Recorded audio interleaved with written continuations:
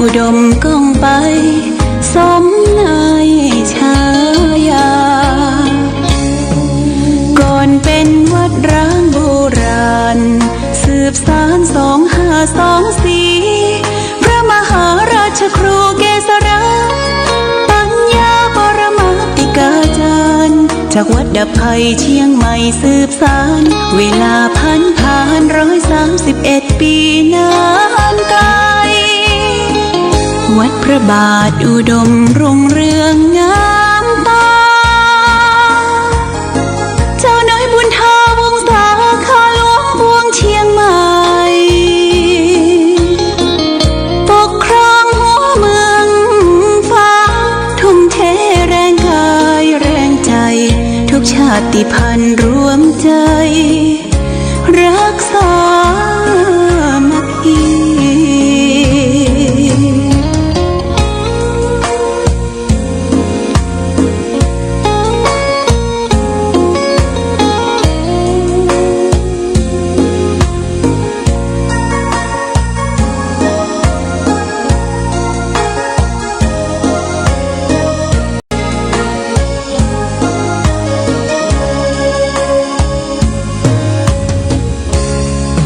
ก่อนเป็นวัดร้างโบราณสืบสาน2524พระมหาราชครูเกษราปัญญาปรมาติกาจารย์จากวัดดับภัยเชียงใหม่สืบสานเวลาผ่าน131 ปีนานไกลวัดพระบาทอุดมรุ่งเรืองงามตาเจ้าน้อยบุญทาวงศาข้าหลวงพวงเชียงใหม่ปกครองหัวเมือง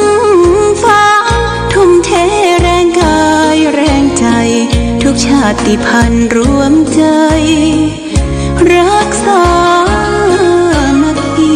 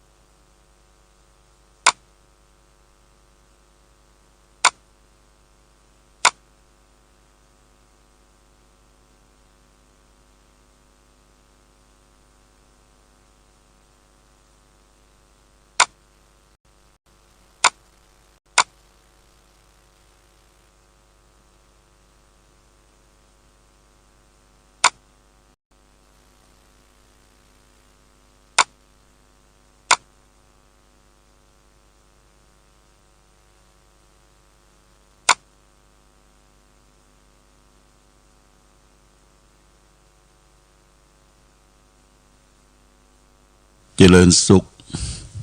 ศรัทธาสาธุชน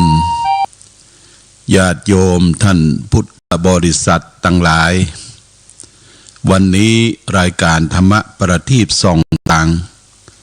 ก็ได้มาพบปะกับพ่อแม่พี่น้องศรัทธา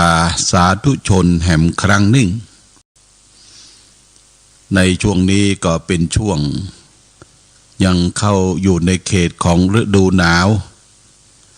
ญาติโยมก็ต้องระมัดระวังเรื่องของการรักษาสุขภาพร่างกายอากาศมักจะเปลี่ยนแปลงอยู่เรื่อยๆบึดร้อนบึดหนาวบึดฝนตกลมมาเราก็ต้องดูแลร่างกายของเราที่มันเปลี่ยนแปลงไปกับตามธรรมชาติที่มันเกิดขึ้นคนเราเกิดมาอยู่ใต้ธรรมชาติบ่อาจที่จะฝ่าฝืนกฎของธรรมชาติไปได้แต่ว่าเราก็จะต้องรู้สึกตัวเองว่าเมื่อบ่สบายเจ็บไข้ได้ป่วยขึ้นมาจะต้องไปหาหมอหายุกหายาเปิ่นได้ตรวจดูสุขภาพการตรวจสุขภาพนั้นถือว่าเป็นเรื่องดีเพราะว่าร่างกายอินทรีย์ของเราและท่านทั้งหลายนั้นบ่ฮู้ว่ามันเกิดโรคภัยไข้เจ็บอันใดเกิดขึ้นกับตนกับตัวเฮานางทางแพทย์ทางวิชาการการแพทย์ประเดี๋ยวนี้มันทันสมัยที่ว่าทันสมัยนั้นสมมุติว่าเฮาไปตรวจสุขภาพประจำปีเปิ้นก็จะตรวจที่เลือดญาติโยมเด้อเลือดหรือปัสสาวะอุจจาระของเฮาแล้วก็ตรวจแล้วเอาสิ่งทั้งหลายทั้งปวงในร่างกายเฮานั้นไปตรวจไปดูสุขภาพร่างกายว่ามีโรคภัยไข้เจ็บหรือมีผลเลือดเป็นอย่างใดประการใดเพิ่นก็จะเขียนออกมาเป็นเอกสารให้เฮาได้ดูแลแก้ไขรักษาไปตามที่มีเหตุปัจจัยที่เกิดขึ้นนั้นอันนี้เป็นสิ่งที่ดีเนื้อญาติโยมเนอะมีโอกาสและเวลาก็ไปตรวจสุขภาพร่างกายของตนเองเป็นประจำปีเฮาก็จะอยู่สุขกายคนเฮาถ้าสุขกายและใจมันก็สบายความสุขของคนเฮามีสองอย่าง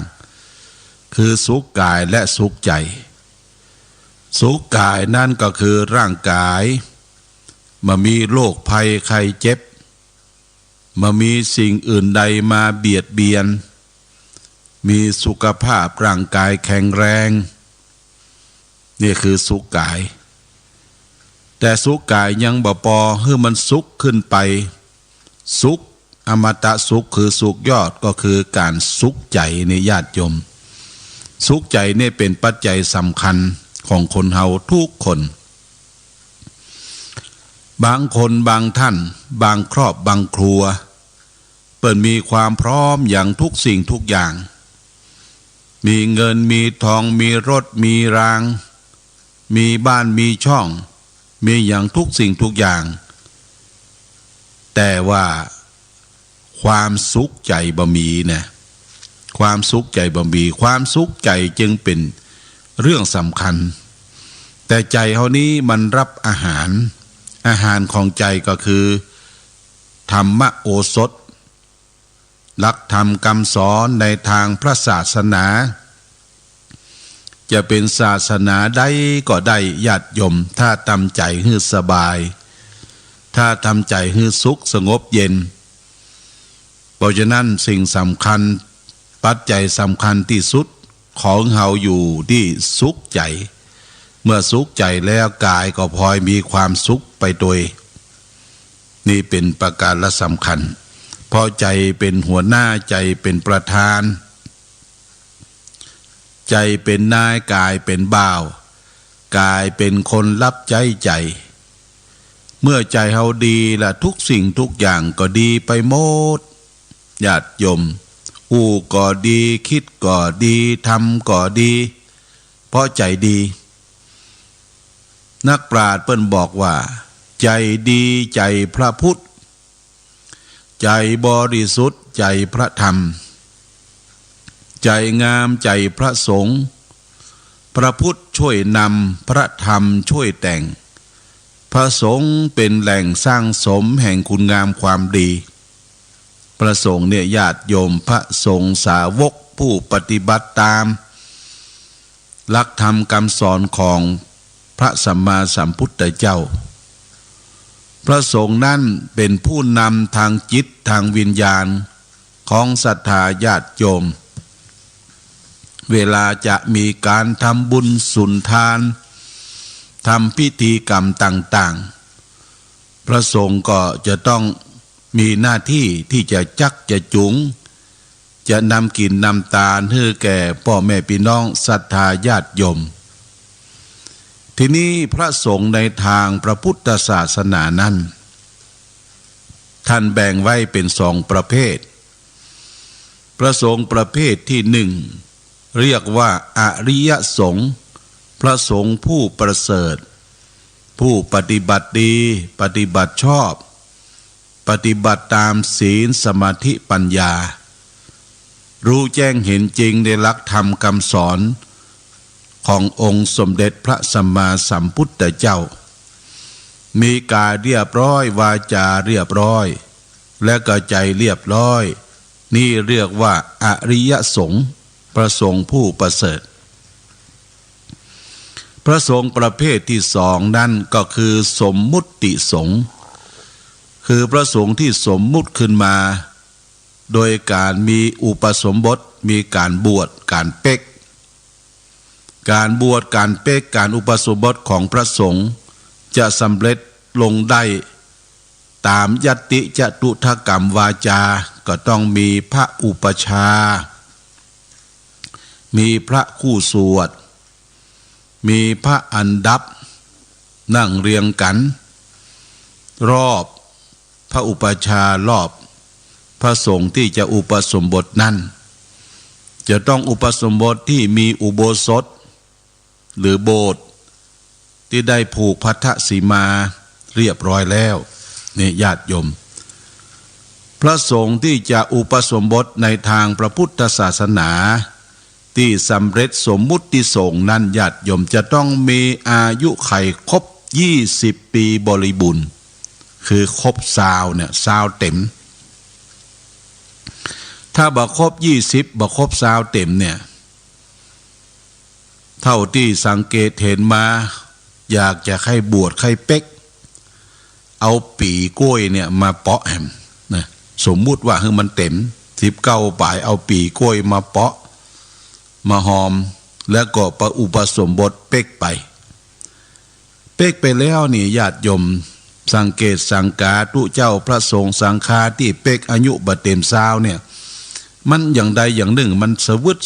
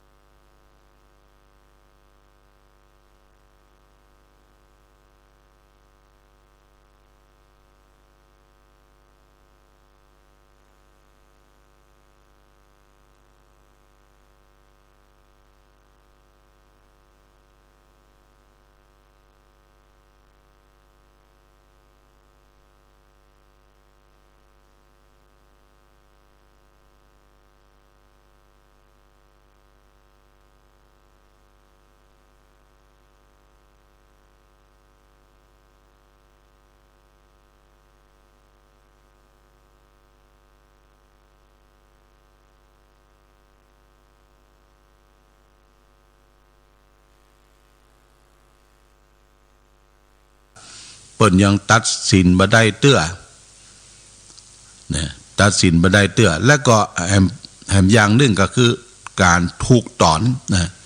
ถูกถอนก็คือการตัดอวัยวะเพศออกไปถูกถอนก็มาบวชบ่ได้อันนี้เปิ้นห้ามบวชในทางพระพุทธศาสนาเพราะฉะนั้นญาติโยมพระสงฆ์ที่บวชนั้นจะต้องมีร่างกายบ่มีโรคภัยไข้เจ็บอายุครบ20 ปีบริบูรณ์บ่มีหนี้สินรุงรังได้รับอนุญาตจากพ่อจากแม่บ่หนีทหารบ่หนีคดีติดตัวบ่เป็นหนี้เป็นสินพลุงพลังก็ถึงจะมาบวชได้แล้วก็บ่ติดยาเสพติดในปัจจุบันเนี่ยญาติโยมเด้อยาเสพติดถือโทษถือตาแล้วก็อายุบ่แก่จนเกินไปอายุบ่แก่จนเกินไปเนี่ยบางท่านบางคนใครบวชอายุ70 80เนี่ยมาบวชแล้วมันลำบากญาติโยมที่ลำบากก็เพราะว่าจะต้องไปเป็นเวียกเป็นการเป็นทุกข์เป็นย้อนกับคนที่เขาไปอยู่ร่วมกับเปิ้นเช่นใดบ่มีลูกมีหลานมาพ่อมากอยอันนี้ก็ลำบากเคยบวชเมื่อแก่เนี่ยนะเขาก็บวชเมื่ออายุไขยังหนุ่ม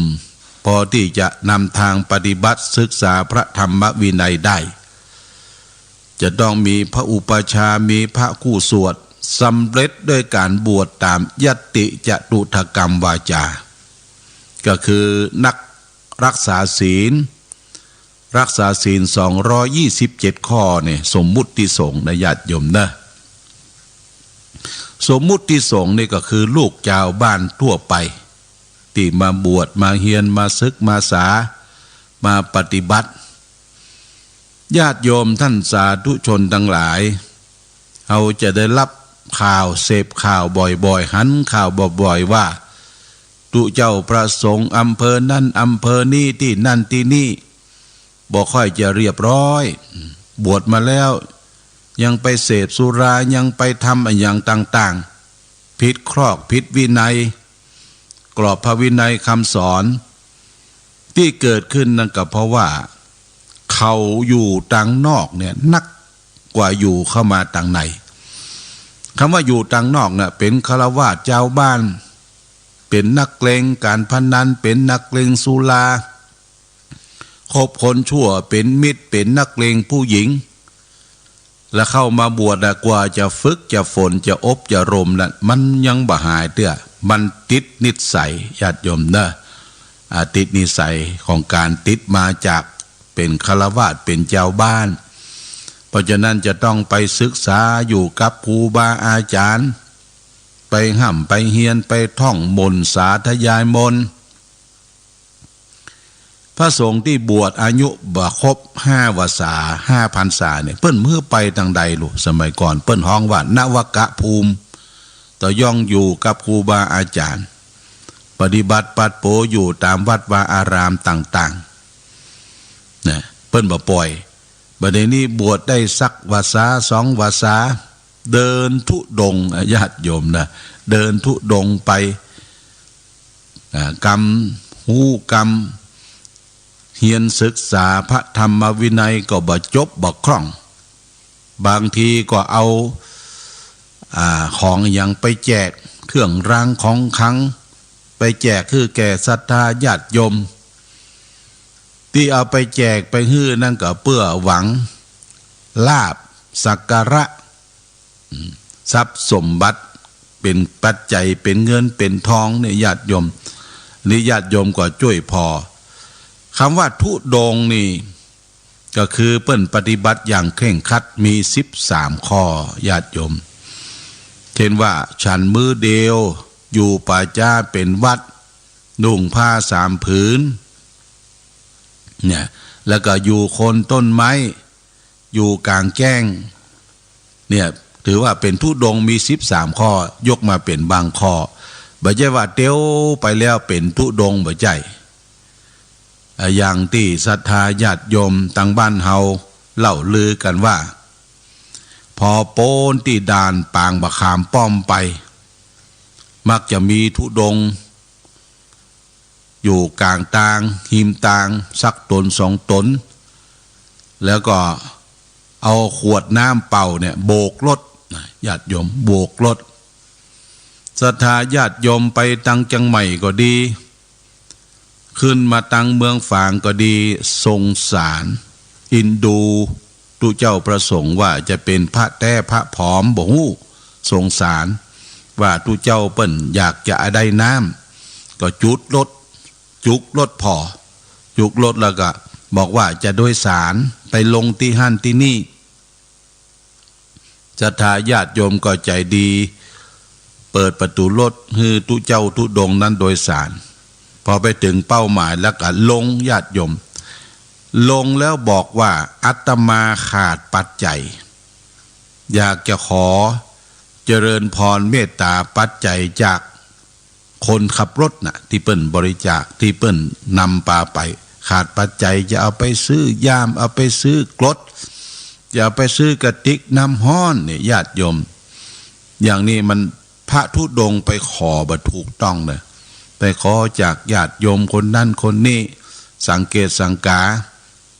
เวลาไปบิณฑบาตตามที่ต่างๆญาติโยมใส่ข้าวปลาอาหารเรียบร้อยแล้วว่าอาตมาอยากได้ปัจจัยนี่ทุกเจ้าจะไปออกปากอย่างอันบ่ได้ทุกเจ้าพระสงฆ์พระธุดงค์ก็บอกอยู่ตามอัตภาพของตนเองเปิ้นจะถวายบัตรถวายเฮาบ่ได้กำหนดกฎเกณฑ์ว่าจะไปขอกับญาติกับโยมนี่บ่ถูกต้องญาติโยมก็สังเกตสังกาเน้อทุกเจ้าพระสงฆ์เฮามักจะมาเสาะแสวงหาอาจดีจะบวชระยะสั้นบวชปลอมบวชอย่างใดก็บ่ฮู้นะแต่ว่าอุปนิสัยของศรัทธาญาติโยมของเฮาน่ะมีจิตเมตตาสงสารอยู่แล้วหันพระเจ้าพระสงฆ์นี่บ่ได้มีเมตตาธรรมที่จะฮื้อกินฮื้อตานอย่างนี้เป็นต้นอันนี้อู้เรื่องถึงพระภิกษุสงฆ์พระภิกษุสงฆ์สงฆ์เนี่ยมีสองประเภทคืออริยสงฆ์กับสมมุติสงฆ์อริยสงฆ์ก็คือพระสงฆ์ผู้ปฏิบัติดีปฏิบัติชอบคือปฏิบัติมาเห็นประโยชน์ส่วนตัวแก่ได้นะญาติโยมยกตัวอย่างเช่นครูบาเจ้าศรีวิชัยเนี่ยนักบุญแห่งล้านนาไทยครูบาเจ้าเปิ้นตั้งใจบวชครั้งนี้เพื่อยังประโยชน์ตนและประโยชน์คนอื่นประโยชน์ตนนั่นก็คือครูบาตั้งใจประพฤติปฏิบัติศีลธรรมกรรมฐานอย่างเคร่งครัดนะเมื่อครูบาได้ปฏิบัติธรรมกรรมฐานศีลธรรมอย่างเคร่งครัดแล้วหมู่เฮาจึงยกเทิดทูน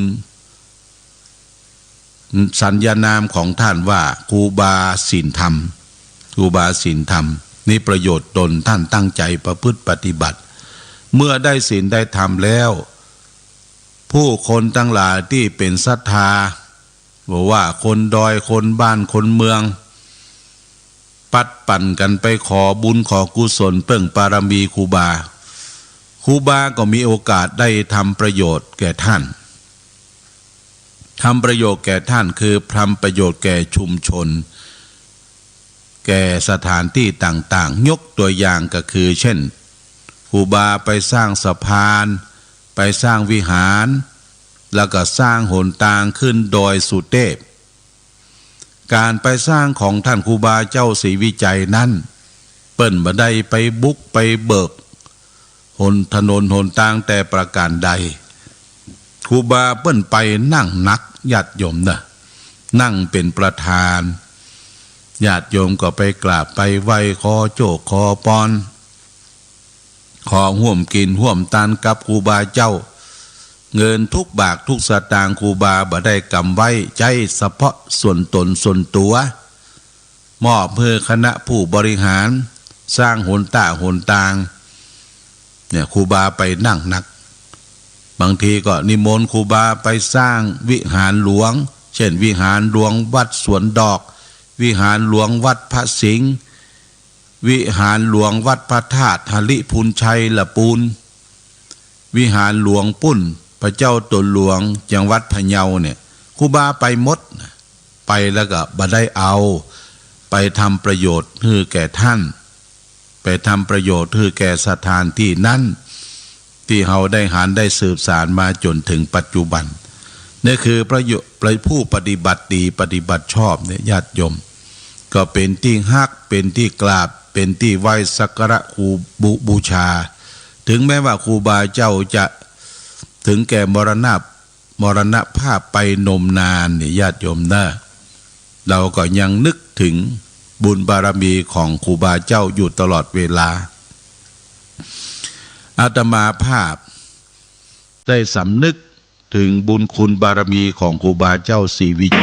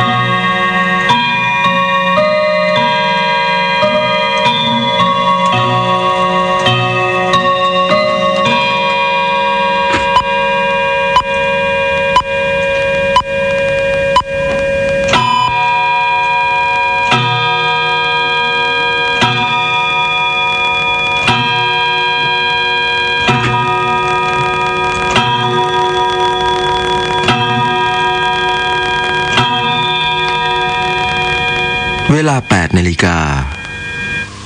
ประเทศไทยรวมเนื้อชาติไทย